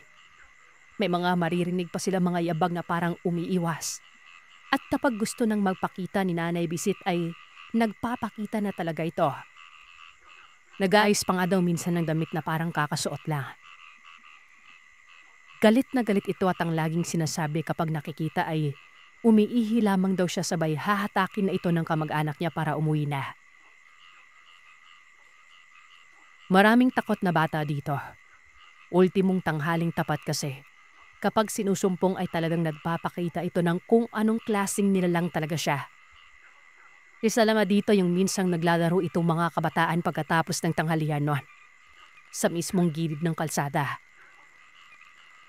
Itong parte kasi ng kalsada na ito, may parang creek o sabihin natin na sewer kung tawagin. Sa kabilang parte kasi ng kalsada ay malaking tanal na papunta sa palayan. Sa kabila naman ay saktong laking kanal lamang na nag-iikot na yung dalay sa mga dikit-dikit na bahay. Noong mga panahon nga na yon, habang naglalaro ang mga bata ay may isa sa kanila na nakakarinig ng sitsit o pagtawag na nanggagaling doon sa kanal na yon. Sumilip siya sa pag-aakalang isa sa mga kaibigan nila na nakikipaglaro lamang sa kanila, kumaga. Wala siyang nakitang tao pero meron siyang nakitang isang supot na may laman ng mga chichirya. Yung tipipiso o tigdodos noon. Bumaba daw siya dun sir para pulutin yon. Sa tapat yun ng lagusan mula dun sa kanal papunta sa kabilang parte ng kalsada. Pagkababa niya, nakaramdam agad siya na parang may bumangga sa bandang likuran niya. At ayun nga, nakita niya umano ang matanda na nakangisi sa kanya noon. At hindi lang yon. Mukha umano itong bagong ligo kasi bagsak at basa ang buong katawan. At amoy langis ng niyog. Hinawakan daw siya nito sa leeg at hinatak papasok sa loob na lagusan. Ayun, sumigaw siya, di ba? Etong mga kaibigan niya, dali-daling tumalon doon sa baba at kita nga nilang hinahatak itong batang to. Tumakbo sila sa pinakamalapit na tindahan nun at humingi ng tulong. Dali-dali namang tumakbo ang mga nandun na may hawak na mga putol na sanga ng kahoy na pamalo nun. Saktong lumabas ang matanda doon sa kabilang parte ng kalsada. Hahambalusin na sana ito ng isa sa mga rumisponde nun. Pero nagsisisigaw umano ang matanda ng, "Teka, matanda lamang ako. Bakit mo ako papaluhin?" Sabay-balik ito sa loob ng butas na lagusan. Nang tumalon sa kanila mga rumisponde, magnalalawa ang bata dun sa baba pero wala na sila may bisip nun. Magtagululoan kasi nga sumugod yung tatay ng bata sa lugar nila may bisip. Wala din ang matanda pero ang nakaharap ng tatay ay yung ibang amag-anak na mga lalaki din. Winpik nang magpag-abot o magkaitakan dahil sa nagtabitawan ng matapalim na salita. Lebara naman ito sa barangay pero sabi ng tatay ng bata, wag nilang makita ang matanda na dadaan sa bahay nila. Kung hindi ay pupugutan niya ng ulo. Siwing nga yung mga karanasan noon. Pero itong parpela ibabahagi ko sir ay yung mismong karanasan namin ni Tommy. Nood na sakit noon na makapapatbahay ni Lola na matanda. Sobrang pandami nito kasi ang tawag pa ni Lola Bito ay nanay. Si Lola noon may 70 na rin. Mula nang magkasakit na ipawali, umuwi ito galing sa mga anak lo sa Maynila. Kaya naman ang nadalaga sa matandang to ay yung caretaker o yung padabantay ng bahay nila. Malawak kasi pa yung lupa nito na ang tanin bakod lang ay mga halaman na katulad ng kumamela, santan, Chinese bamboo at kung ano na pa. Itong caretaker na ito, may sariling kubo na rin nakatabihan dos ng sementadong bahay na yun. Napansin umano noon ng caretaker na magmula nang nakauwi itong matandang may sakit, ay lagi na lamang nagpapakita sa kanya si Nanay Bisip. Di malihin niya ng talbos ng gulay. Di mo pagkakataon pa na mag-aalok ito ng wala sa lugar. Ano mo yung saping lalabas yung caretaker sa bahay mayon? Andan na agad si Nanay Bisit sa nabas ng backward. Meron sisitsitan siya. At kapag hindi nga ito pinapansin ay hindi ito tumipigil. Aalukin siya kung may papabili sa tindahan. o gusto ng kanitong karme, ulam, mga ganon. Hanap na ng caretaker may ito yung pakay ni Nanay Bisit kaya naman sila sakyan yung lalamon nito at hindi pinapapasok sa bakod na yun.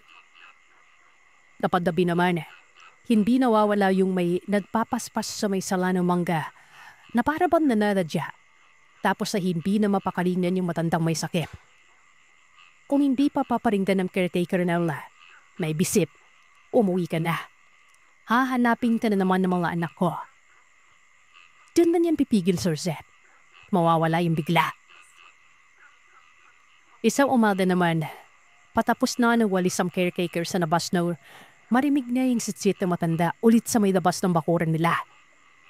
Hindi nga ito nilingon at gawa nga ng patapos na ay nagkunwarian na ito na inari sa mga basura at tuwasak na ito sa loob ng bahay.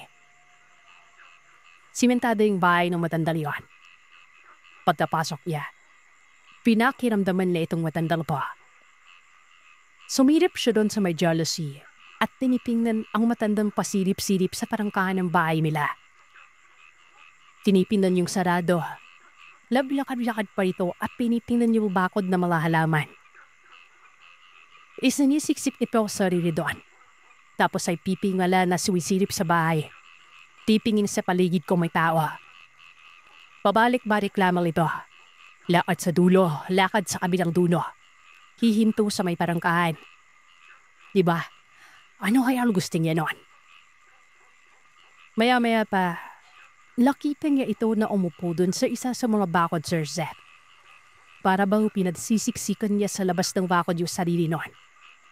At sa isang kurap lamang ng caretaker, andun na ang matanda sa loob ng bakuran.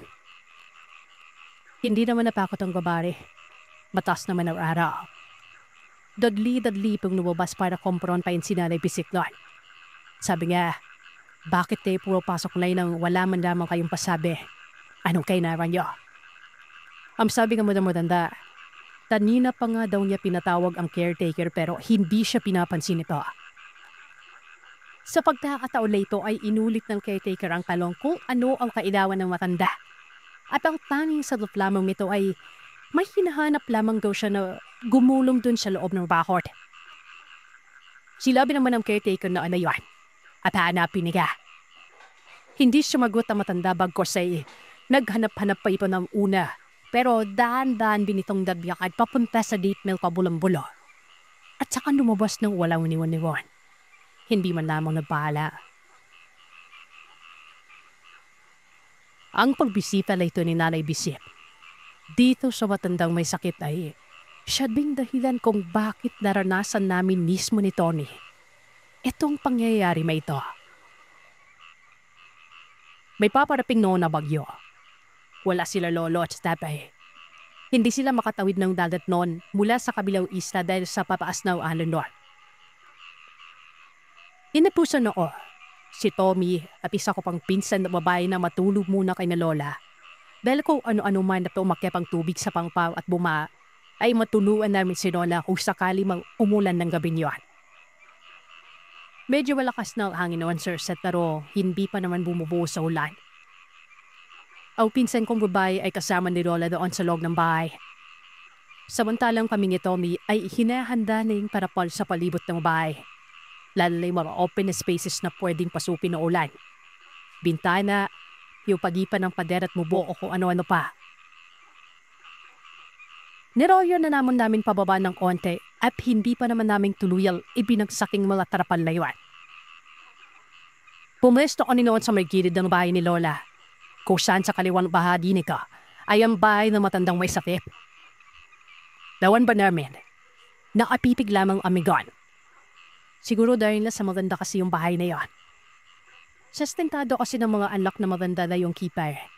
Tapos maliwanag pa yung loob at mahiraw. Yun bigayin ng mga bahay namin na yung kulay dilaw na mapusyaw yung mga bahay nun. Hanggang sa walaw ano-ano, meron kaming napansin. Si Tommy yung unang nagtanunan. Sabi niya, kuya, tingnan mo sa bubuan nila Lola Uyang. May saranggola. Amin nakapad. Sino kaya may gawa niyan? Yung anak ng caretaker. Ako naman sabi ko baka para palpa ako. Baka natangdalaw sa pagkakatali na katulad nung sa ginagawa namin sa bahay ni Lola. Tapos parang lumilipad lang, ganon. Kasi Sir Seth ang itsura niya. Alam niyo yung dalawang magkabilang dulo na kanatabin sa may bubungan. At yung dalawang magkabilang dulo ay nakalutang pataas. Sabi ko kay Tony, talagin kaya natin. Kasi baka hindi nila napansin tapos pasukin ng ulan yung parpila hindi natakpan, di ba? Yumapit kami gan. Hanggang sa bakod nila. At pitala, tumawag kami habang nakatutok yung flashlight sa may bubuhan. Auntie magandang gabi po. Hindi ko alam kung narinig kami. Pero sir, pagkatawag namin noon, yun na sa taas ng bubong na nakabipang kumot o parang karapan. Bigla na lamang umikot yon. Paharap sa amin. At sumaniwala man tayo sa imbe. Kitang-kita namin ang isang matandang babae minakatayo ang buhok, nakaluta, at yung katawan niya ay yung mismong parang kumot na yon. Para bang apa na pakpak. Yung mukha niya nakalala. Nanbidilat ang mga mata na noong una ay hindi pa namin namumuhaan. Unang sumigaw si Tommy ng aswang nun. Nanigas kami. Nagkahatakan kami ni Tommy ng damit. Nagkakapipigan kami ng nilalang na yon sa may bubungan. At maya-maya pa, bigla na lamang nawala yung apa nito na parabal nahigop ng payat niyang apawan. Wala siyang asaplot-saplot na dumapa sa may bubo. At paggapang ito na umiwas sa aming papunta sa may bandang likuran ng bahay na yon. Dito na kami tumakbo pabalik sa bahay ni Lola at sisigaw-sigaw naming sinabi ang nakita namin. Sabi ni Lola, nakita niyo rin pala. Awit di ba? Alam ni Lola. Sabi niya, may mga gabi nga daw na kapag nasilip siya doon sa laybay ng matanda, napapansin niya na talaga yung naalutang nakapa na yun. Kung minsan ay parang may unggoy nga na gumagapa. Hindi nga na lamang pinapakailaman dahil sa alam ni Lola kung sino yun. At ang pakay na ay ang may sakit na matanda. Di pinala niya na ikwento sa amin ng karanasan ng caretaker kay Nanay Bisip. At alam naman niya na hindi nila pinapabayaan ang matandang may sakit pa yun. Dahil hindi naman nakakapasok ang matandang aswang sa bahay. Kahit na si Lola Sir Seth, nakakarinig minsan ng piktik doon mismo sa bubungan ng bahay niya. Bali si Lolo na ang umaharap doon. Binaba naman namin ang tarapal kagad at mga madaling araw ay tumama ang ulan ng sakto. Pasilip-silip pa rin kami ni Tommy doon sa bahay ng matandang may sakit pero madilim na kasi nung pagbagsak ng ulan kaya wala na kami makita noon. Makalipas lamang ang 2 buwan. Namatay ang matandang may sakit na ito at umuwi ang mga kaanak. Gabi-gabi naman kaming nandun kasi galing Maynila yung mga tinapay nila. Masarap. At sa kabutiang palad ay wala namang presensya ni Nanay Bisit noon. Pero may mga pagkakataon na siya yung pinag-uusapan sa lamay. Nung nalipat kami ng Bandang Rojas, ay nawalan na ako ng balita sa matanda. Pero ang alam ko po ay patay na ito nung nasa kolehiyo ako. Siyempre, yung isang anak niya naman, ang naging bantog na aswang doon sa lugar namin. Itong kwento ko ngayon ay karanasan naming magkakabarkada nang kami ay mag-ride noong 1 taon sa parting kanluran ng probinsya ng Tarlac. Dulong barangay ito. Hindi ko na sasabihin ang pangalan ng barangay para hindi na magkaroon pa ng issue. Hindi ko din masabi kung anong klaseng mga tao ang residente dito. At bago ako dumirekta sa karanasan namin ay ikikwento ko muna kung paano kami napunta sa lugar na yon. At hindi naman talaga namin balak pumunta doon. So bali nag-ride kami. Alam namin na kasagsagan ng pandemya ay naisip pa naming mamasyal sa mga talon. Dito sa Tarlac yon. 5 motor kami na may mga angkas ang iba at isang SUV na sasakyan. Ako ang spearhead ang ibig sabihin ay nangunguna sa biyahe noon. Kung may mga miyembro ng isang riders club, alam ang ibig sabihin nito. Siyempre, dahil hindi namin alam ang papunta sa lugar na nais naming mapuntahan. At wala din namang may idea ang mga kasama ko. Sa madaling salita ay hindi namin kabisado, Sir Seth. Gumamit ako ng GPS sa aking cellphone para maituro ito sa talon na pupuntahan namin. Nang mapadaan na kami sa barangay papunta sa talon, minalas kami. Hindi kami pinapasok sa barangay na ito na dapat ay dadaanan namin na papunta doon sa talon na yon. May bantay ang daan at yung mga residente lamang umalo ang pwedeng pumasok dahil nga pandemya. Nakiusap kami na kung pwede nila kaming pagbigyan pero nagalit ang isang nagbabantay at pinilit na bumalik na lamang kami. Nag-usap-usap kami magkakaibigan na ibang lugar na lamang ang pupuntahan o sa ibang araw na lamang kapag hindi na mahigpit ang mga daan noon. Habang pasakay ako sa motor ko para nga bumalik na, ay bigla namang nag-notify ang cellphone ko. At tuwang-tuwa ako na may ibang ruta o pwedeng daanan papunta sa talon na yon. Bago kami umalis, bumaba ulit ako ng motor at sinabihan yung mga kasama ko na may alam akong ibang daan pero malayo. Ang sabi naman ng mga kasama ko, ayos lang. Total, andun na kami. Sayang naman yung lakad namin, di ba? Sinundan nila ako at ako naman ang sinusundan ko ay ang GPS lang noon. Hanggang sa mapansin ko na ang daan namin ay hindi na simentado. Pakit na ng bundok na bato-bato ang daan at halos hindi na kayanin ng mga motor namin ang pakit noon. Halos mag-iisang oras na naming binabaybay ang mabakong daanan. Nagpasya ako na magpahinga muna kami. Tumabi kami at nag-usap noon. Natutuwa na nababahala kami noon. Kasi nga dinadaanan namin ay walang katao-tao at walang mga poste ng ilaw.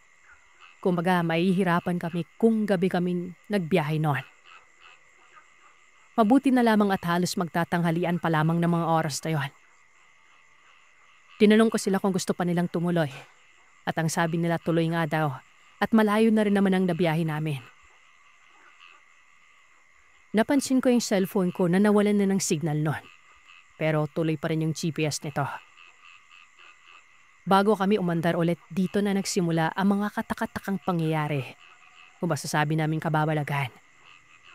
Dahil sa daan na bulubundukin at mapuno at mabangin, nagtataka kami kung bakit may isang matandang lalaking naglalakad lang pasalubong sa amin. Malayo pa lamang siya, alam naming matanda na ito dahil puting-puti ang buhok at medyo mahaba ang balbas niya.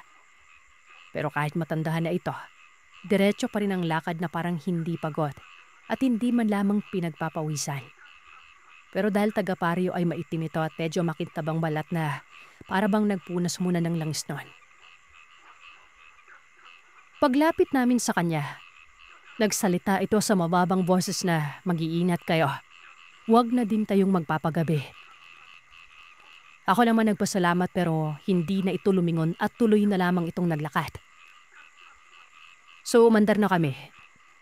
At pagkatapos ng mga kalahating oras, napadpad kami sa isang barangay na noon lang namin nalaman na may barangay pala na ganun kalayo at napakahirap ng daan.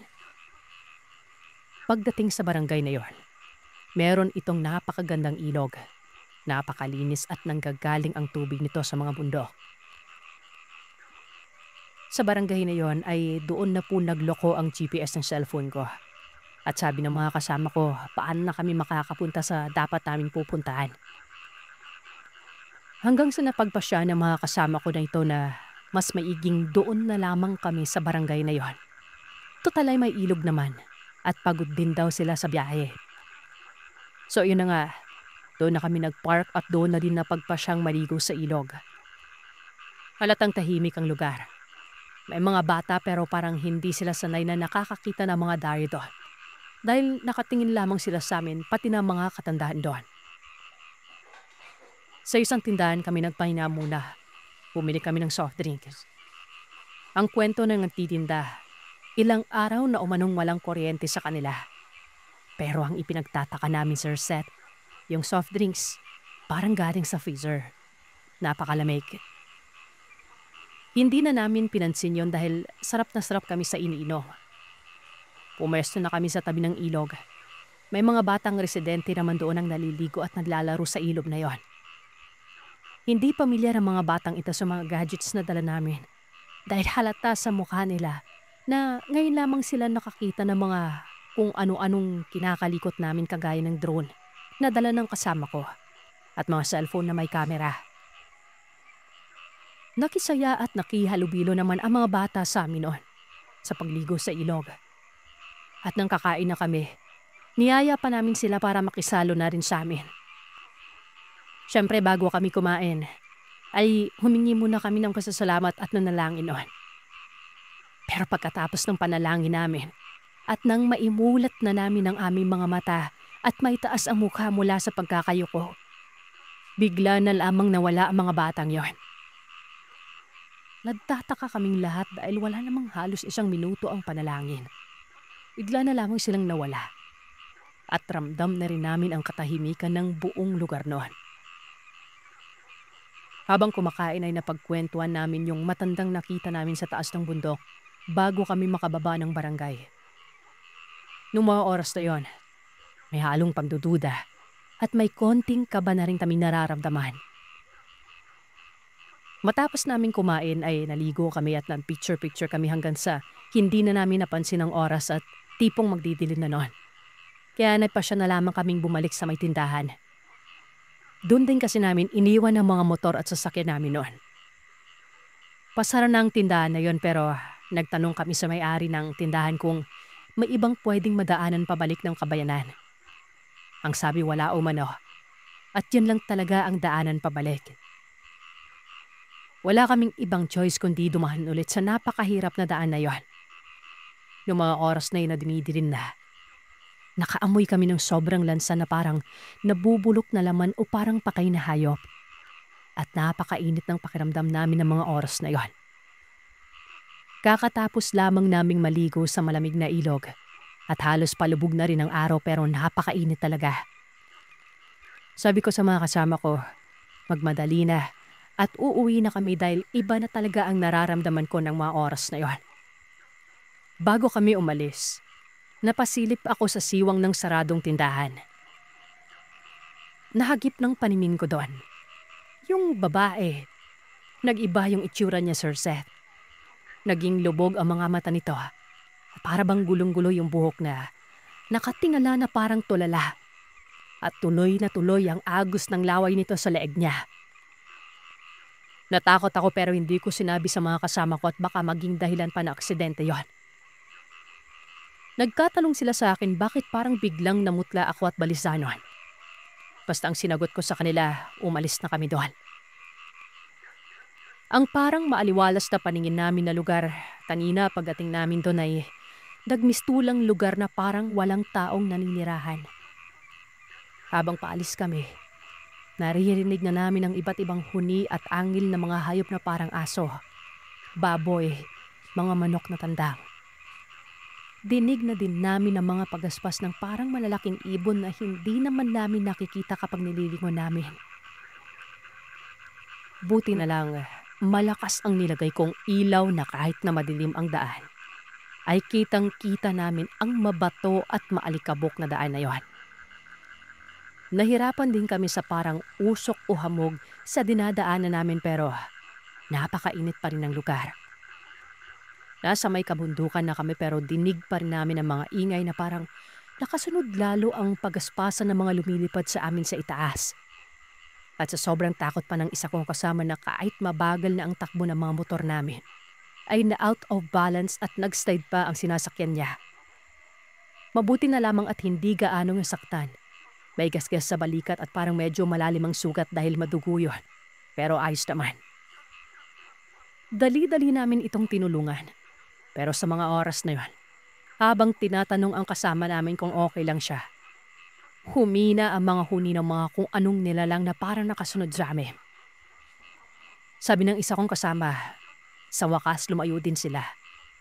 Pero ang sabi ko, magmadali na tayo. Nabanggit ko na nakwento sa akin ng lolo ko na kapag malakas ang naririnig ng mga huni kung aswang man yun, ay malayo pa sila. Pero kapag mahina na ay malapit lamang ang mayon. Kaya dali-dali kaming sumakay sa mga motor at mas mabilis kami ng konti noon.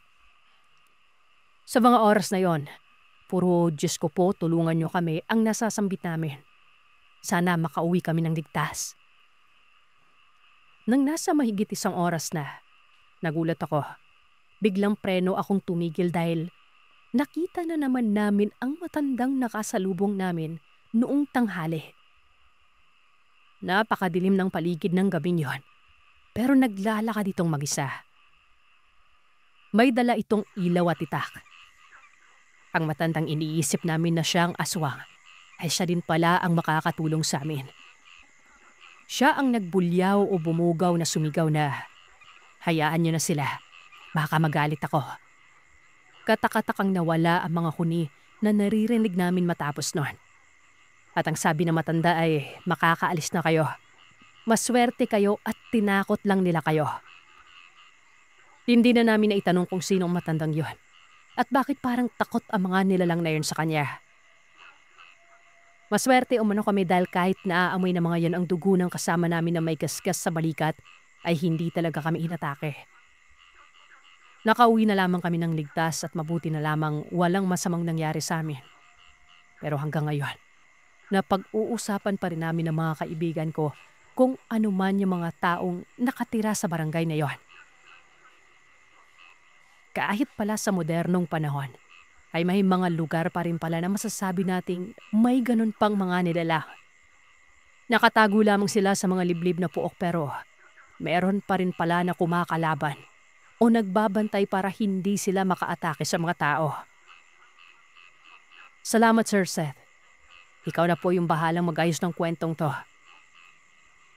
Totoong karanasan po namin yan. Maraming salamat po. At iyan ang kwento ng aswang para sa araw na ito. Salamat sa inyong pakikinig. Huwag kalimutang mag-iwan ng komento at sabihin sa akin kung ano ang inyong naisip. Hanggang sa susunod na kwento, matulog kayong mahimbing. Kung kaya ninyo,